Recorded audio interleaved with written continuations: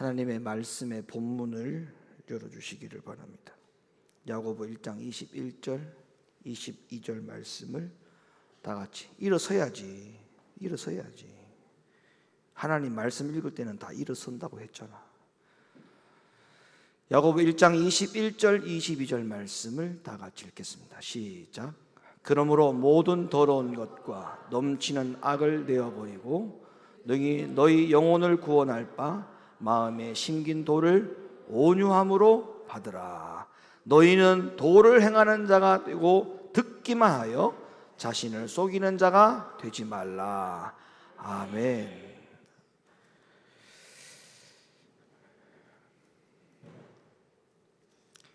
교회 안의 성도들을 향하신 야고보서의 말씀이라는 제목을 가지고 하나님 말씀을 드리도록 하겠습니다. 야고보서의 저자는 야고보지요. 야고보가 자기의 편지를 누구에게 쓴 것이냐, 누구에게 이 야고보서가 기록이 되었느냐, 누구에게 향하신 하나님의 말씀이냐라고 할 때 오늘 이 야고보 기자가 말하기를 내 형제들아 이렇게 부릅니다. 근데 내 형제들아라고 하는 이 말을 야고보서 이 짧은 장의 서신에서 15번이나 사용이 됐어요. 내 형제들아 이런 단어가 15번이나 사용이 됐다는 거예요. 이거는 분명히 내 형제들아라고 하는 이 단어를 15번이나 사용한 것으로 볼 때 야고보서의 말씀은 야고보처럼 하나님을 믿는 사람을 가리켜서 이 야고보서가 기록이 된 것이다라고 하는 것을 우리가 생각해 볼 수가 있습니다. 더군다나 1장 1절을 보면 이렇게 기록을 하고 있어요. 하나님과 주 예수 그리스도의 종 야고보는 흩어져 있는 12지파에게 문안하노라. 자, 12지파 그러면 우리가 보편적으로 생각해 볼 때 하나님의 백성을 가리키는 것이죠. 그러니까 이스라엘을 우리가 생각해 볼 수가 있겠습니다. 근데 여기에서 12지파를 그냥 12지파라고 하지 않았고 흩어져 있는 12지파 이런 단어를 썼거든요. 그러니까 이것은 어떤 한 특정인 이스라엘을 이야기하는 게 아니라는 겁니다. 흩어져 있는 12지파라 했으니까 바로 흩어져 있는 구원받은 그리스도인들, 하나님의 자녀들, 백성들을 일컫는 것이죠. 야고보가 기자를 통해 가지고 15번이나 내 형제들아라고 하는 단어를 사용한 것과 그리고 더군다나 1장 1절에 흩어져 있는 이스라엘 12지파들이라는 단어를 쓴 것으로 보면 우리는 분명히 이 야고보서의 편지를 쓴 대상자가 바로 그리스도인이라는 사실에 대해서는 그 누구도 반론을 제기할 수가 없는 사실입니다. 그럼 우리는 이 야고보서의 말씀의 서신을 읽을 때마다 접할 때마다 내가 들어야 될 말씀으로 들어야 되는 것이죠. 하나님의 백성으로서 교회 안에 있는 성도들로서 지우야 하나님의 말씀을 들어야 하는 자들이 들어야 되는 거예요. 그러니까 야고보서는 믿지 않는 자들이나 교회 밖의 사람을 보고 말하는 것이 아니라 교회 안에 있는 사람들에게 하신 말씀이 야고보서이다. 그래서 이 야고보서가 어떤 그리스도인들을 대상으로 해서 쓴 편지냐까지도 말씀해 주고 있어요. 야고보 1장 18절 하반절에 보면 진리의 말씀으로 우리를 낳으셨느니라. 그리고 21절에 보면 그러므로 모든 더러운 것과 넘치는 악을 내어버리고 능히 너희 영혼을 구원할 바 마음에 심긴 도를 온유함으로 받으라. 그러니까 예수 믿는 사람들을 대상으로 해서 쓴 책이 야고보서인데 그 중에서도 그리스도인들 중에서도 특히 누구에게 어느 정도의 하나님의 말씀의 양육을 받아서 마음에 하나님의 말씀이 심기어져 있던 경험자들, 그런 그리스도인들을 대상으로 해서 이 야고보서가 기록이 된 거예요. 여러분, 우리 예수 믿는 그리스도인들은 우리 속에 항상 이중성이라는 게 있습니다. 왜 이중성이 있느냐 하면 겉사람과 속사람이 늘 싸워야 될 입장에 있는 사람이거든요. 차라리 예수님을 모르는 사람, 성경 말씀을 모르는 사람, 그리스도의 복음이 없는 사람은 겉과 속의 싸움을 굳이 할 필요가 없어요. 왜? 그리스도의 복음이 없는 사람은 어차피 겉사람으로만 살게 되어 있습니다. 육신적인 속해 있는 사람이기 때문에 육신적인 사람으로만 살게 되어 있어요. 그러나 하나님의 말씀이 우리 마음에 심기어진 사람은 그 말씀이 움직이는 능력이 있기 때문에 속사람과 겉사람이 싸우는 이중이다 보니까 항상 그리스도인은 이 이중성의 문제를 가지고 살게 되어 있죠. 동네에 자그마한 슈퍼를 운영하는 주인이 아침에 눈만 뜨면 계란으로 갖다 주는 도매업자가 계란을 딱 문 앞에 두고 가면 계란이 자꾸 주문한 것만큼 양이 틀리다는 거예요.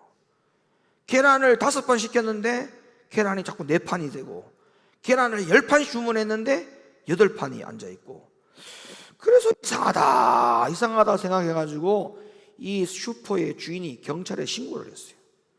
그래가지고 경찰에 신고를 해가지고 결국에는 범인을 잡았는데 기가 막힐 노릇입니다. 그 범인이 누구냐면 날마다 매일처럼 아침마다 새벽 기도를 갔다가 집으로 돌아오는 슈퍼집 2층 아주머니가 범인이었어요.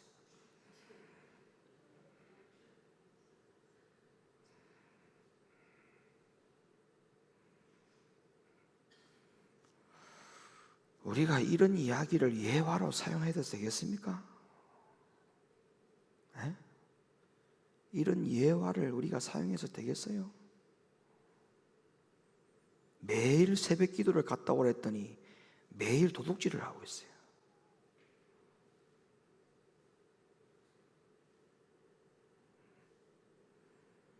그래서 야고보서는 이런 그리스도인들을 향하여서 하나님의 말씀이 기록된 거예요. 그래서 이 야고보서는 교회 안에 있는 성도들이 하나님의 말씀을 볼 때마다 뼛속 깊이 하나님의 말씀이 와닿아야 되고, 때로는 그 말씀이 예리한 검처럼 나의 잘못된 부분을 도려내는 그러한 아픔과 그러한 충격들을 우리는 야고보서를 통해서 얼마든지 알 수가 있습니다. 야고보 1장 8절에 보세요. 그리스도인들을 향하여 뭐라고 말씀하는지. 두 마음을 품어 모든 일에 정함이 없는 자로다. 그러니까 그리스도인인데 두 가지 마음이 있다는 거예요. 두 가지 마음. 우리 그리스도인들이 두 가지 마음이 있으면 안 되잖아요. 주를 위해서 살겠다라고 했으면 오직 주님이 돼야 되잖아요. 오직 주님. 근데 우리의 신앙은 오직 주님이 아니에요. 주님 말고 또 다른 게 또 있어요. 그래서 야고보 기자가 우리 그리스도인들을 향하여 뭐라고 말하고 있냐면, 어떻게 그리스도인은 두 가지 마음이냐, 두 가지 마음이냐, 그 부분을 지금 지적하고 있는 거 아니겠습니까? 또 야고보 4장 8절 말씀. 하나님을 가까이 하라. 그리하면 너희를 가까이 하시리라. 죄인들아, 손을 깨끗이 하라. 두 마음을 품은 자들아, 마음을 성결하게 하라. 두 가지 마음이 문제라는 거죠. 그리스도인은 두 가지 마음.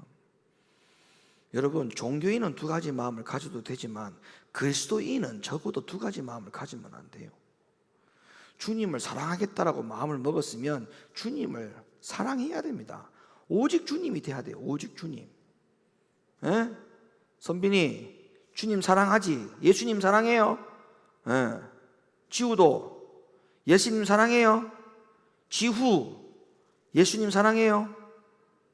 사랑해요? 예.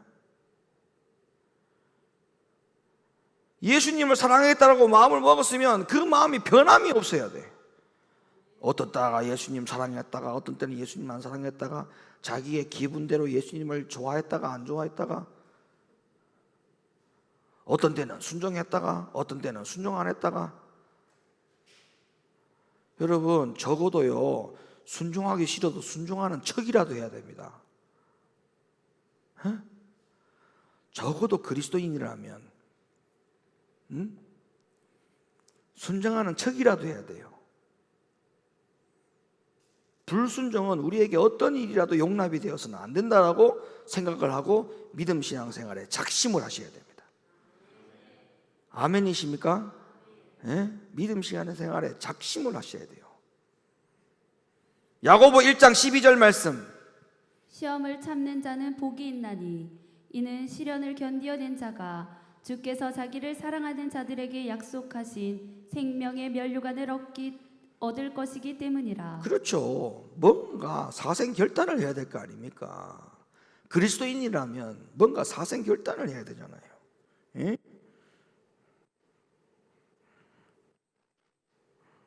야고보 1장 14절 15절 말씀. 오직 각 사람이 시험을 받는 것은 자기 욕심에 끌려 미혹됨이니 욕심이 잉태한즉 죄를 낳고 죄가 장성한즉 사망을 낳느니라. 아멘. 여러분, 운동선수가 국가대표급으로 발탁이 되고 거기에 올라가려면 열심히 참고 훈련해야 되지요. 근데 열심히 참고 훈련하는 것은 두 번째입니다. 그 국가대표급의 선수들의 첫 번째 기량이 뭔지 아십니까? 참고 인내하고 훈련하는 기량은 두 번째입니다. 첫 번째가 바로 뭐냐 하면 기본기가 탄탄해야 됩니다. 기본 체력 훈련이 탄탄하지 아니하면 그 이후에 두 번째 단계를 올라설 수 없어요. 참고 인내하고 훈련을 모두 극복해서 거기에 올라설 수가 없습니다. 기본 체력 훈련이 탄탄한 사람만이 그 두 번째 단계가 오더라도 그걸 극복하고 인내할 수가 있는 거예요. 여러분, 우리의 신앙도 우리의 믿음도 마찬가지입니다. 성경은 우리에게 뭐라 말하냐면 하나님의 말씀을 통해서 우리에게 하나님께서 우리들 가운데 영적인 성장, 영적인 성숙, 이걸 주님이 우리에게 기대하고 있거든요. 그러면 성장과 성숙을 통해서 오늘 이 말씀처럼 생명의 면류관을 얻기 위해서 그리고 시련을 견디어내는 것, 이거는 두 번째예요. 두 번째, 세 번째예요. 시련을 견뎌내는 것 두 번째, 마침내 생명의 면류관을 얻는 것은 세 번째. 근데 이게 되려면 첫 번째, 기본기 체력이 튼튼해야 된다니까. 영적 기본기가 뭡니까? 기본기가 튼튼하다는 게 뭡니까? 말씀 생활과 기도 생활이에요. 말씀 생활과 기도 생활. 다른 이유가 없습니다. 말씀과 기도의 훈련이 영적인 기본기가 탄탄해야만이 그 이후에 시련도 견뎌내고 그 이후에 생명의 면류관도 얻을 수 있는 것이지, 말씀과 기도로 무장되어 있는 영적인 기본 자세가 튼튼하지 않는데 어떻게 시련을 견뎌내고 그 이후에 어떻게 생명의 면류관을 얻는단 말입니까? 여러분, 절대 가볍게 여기지 말라고 제가 누차 이야기하고 강조합니다. 기도를 남을 위해서 하는 게 아니에요. 말씀 생활, 말씀 묵상하는 거 남을 위해서 해주는 게 아닙니다. 목사에게 칭찬받으려고 말씀 묵상하고 목사에게 칭찬받으려고 기도 생활할 것 같으면 그거 번지수 잘못 찾은 거예요. 여러분, 자신을 위해서 하라는 겁니다. 자신을 위해서. 예? 영적 기본기, 말씀 생활, 묵상 생활, 말씀 묵상과 기도 생활에 대한 영적 기본기가 탄탄하지 않으면 시련이 올 때에 못 견뎌냅니다. 못 이겨내요. 절대 못 이겨냅니다. 말씀 묵상과 기도 생활 안 하다가 혹여나 자기 자신에게, 가정에게, 직장에 어떤 문제가 딱 생겼을 때 발등에 불 떨어지고 기도하죠. 그럴 때에 하나님 찾지 마세요. 그럴 때 하나님 찾지 마시라고요. 에? 기도는 우리에게 환경을 변화시키기 위해서 우리에게 기도하라고 한 게 아닙니다. 기도는 우리에게 뭐예요? 시험에 들지 않도록 기도하라. 이렇게 기도했지. 환경 바꾸기 위해서 기도하라. 그렇게 말씀하지 않았잖아요. 시험에 들지 않도록 기도하라. 깨어 있으라.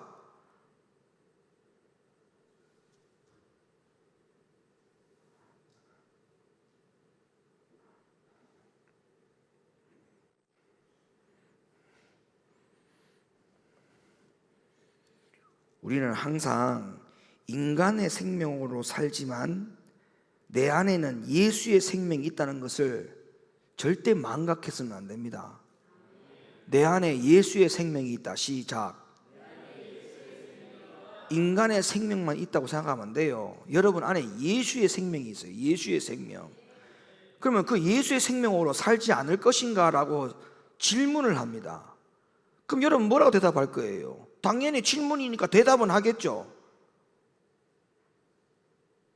면이 서야 되잖아, 기독교인으로서. 그러니까 당연히 예수의 생명으로 살아야죠, 이렇게 말을 하겠지. 근데 예수 생명으로 사는 게 뭐예요? 말씀 묵상과 기도 생활 아닙니까? 근데 말씀 묵상과 기도의 생활을 하지 않으면서 내가 지금 예수의 생명으로 살고 있다라고 하는 걸 어떻게 증명합니까? 어떻게?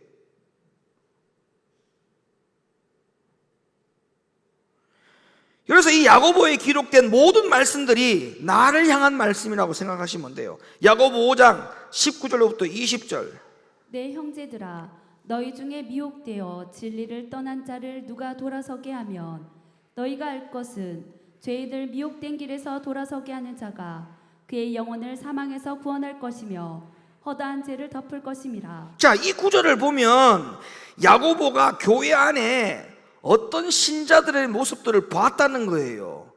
교회 안에 어떤 신자들의 모습을 봤다는 겁니까? 처음에는 예수님을 믿어 분명히 구원을 받아서 형제가 되었는데, 그러나 나중에는 세상에 사망 가운데 미혹에 빠져서 진리를 떠나 있는 교회 안에 있는 신자들도 있더라는 것을 야고보가 본 겁니다. 그러니까 교회 안에 신자들 중에 이중성을 가지고 있고, 이중성을 가지고 있는 사람들 가운데 처음에는 그 사람들이 믿음으로 구원을 받아 하나님의 형제, 예수의 형제, 우리들의 형제로 살다가 결국에는 미혹되어서 진리를 떠나는 신자들이 있더라는 것을 야고보가 직접 눈으로 보고 이 야고보 5장 19절 20절의 그 서신을 통해서 교회 성도들에게 밝히는 거죠. 구원받은 크리스찬이라 할지라도 얼마든지 지옥에 갈 사람도 있다는 사실을 야고보가 분명히 밝히고 있는 것이 야고보서입니다. 야고보서. 야고보가 이 당시에 교회 안에를 들여다보면서 느낀 사실은 바로 그런 부분이었어요. 처음에는 형제였는데 나중에는 불신자라는 거예요. 나중에 불신자. 그래서 성경에는 말하죠. 성령으로 시작하였다가 어찌하여 육체로 마치겠느냐. 성령으로 시작했다가 어찌하여 육체로 마치겠느냐.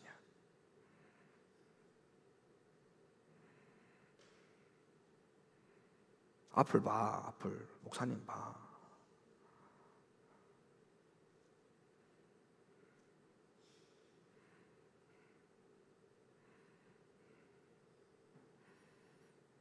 그래서 야고보는 마지막에 결론을 이렇게 내렸어요. 행함이 없는 그 믿음의 자체는 다 죽은 것이다. 야고보 1장 22절. 너희는 말씀을 행하는 자가 되고 듣기만 하여 자신을 속이는 자가 되지 말라. 2장 14절. 내 형제들아, 만일 사람이 믿음이 있노라 하고 행함이 없으며 무슨 유익이 있으리요? 그 믿음이 능히 자기를 구원하겠느냐? 2장 17절. 이와 같이 행함이 없는 믿음은 그 자체가 죽은 것이라. 2장 20절. 아, 허탄한 사람아, 행함이 없는 믿음이 헛것인 줄을 알고자 하느냐? 2장 26절. 영혼 없는 몸이 죽은 것 같이 행함이 없는 믿음은 죽은 것이니라. 아멘. 여러분, 참 그리스도인이 되시기를 바랍니다. 정말 참 그리스도인. 정말 참 그리스도인의 숙제를 첫 번째 뭘 어떻게 풀어야 되느냐면 내가 이중성이 없는 그리스도인이 돼야 돼요. 이중성이 없는 그리스도인. 네? 그냥 한 번 교회가 좋으면 끝까지 좋은 거고, 한 번 교회 목사님이 좋으면 끝까지 좋은 거고, 예수님이 한 번 좋으면 끝까지 좋은 것이지, 이거는 뭐 예수 좋았다가 1년에 한 번씩 부처도 좋았다가 1년에 한 번씩 그냥 성당도 갔다가, 여러분 그러면 되겠어요? 여러분 최근에 나온 통계 자료에 보면 개종하는 확률이 6배가 늘어났답니다. 6배. 개종하는 확률이 퍼센트가 6배나 달라졌대요. 어디에서 어디로? 교회에서 성당으로. 개종을 하는 분들이 6배나 늘어났답니다. 6배.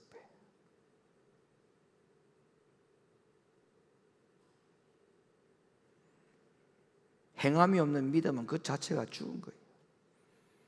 행함이 없으면 안 돼요. 참 그리스도인이 되어야 됩니다. 이중성을 없애야 돼요. 우리 안에 이중성. 아멘입니까? 이중성을 없애자. 자, 네, 이중성을 없애야 돼요. 이중성.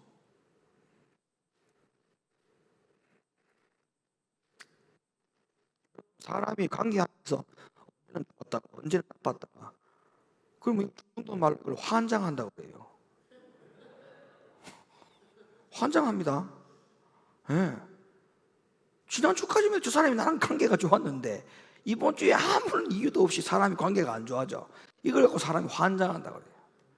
환장한다. 정말 환장합니다. 네. 그런 사람을 어떻게 삽니까? 교제가 됩니까? 그 사회생활이 안 되는 거예요. 네? 안 되는 거예요.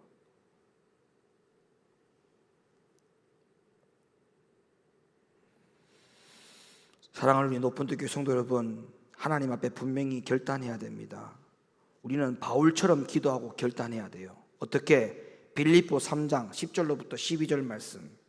내가 그리스도와 그 부활의 권능과 그 고난의 참여함을 알려하여 그의 죽으심을 본받아 어찌하든지 죽은 자 가운데서 부활에 이르려 하노니 내가 이미 얻었다 함도 아니요 온전히 이루었다 함도 아니라 오직 내가 그리스도 예수께 잡힌 바 된 그것을 잡으려고 쫓아가노라. 예, 이런 결단이 우리에게도 있어야 되지 않겠어요? 우리의 결단이. 갈라디아 2장 20절.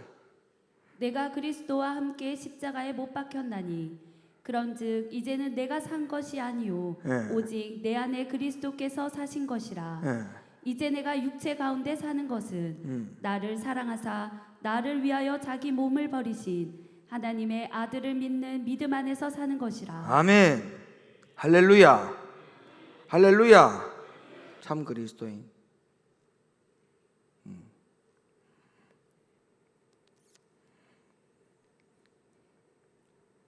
그래서 야고보가 말하잖아요.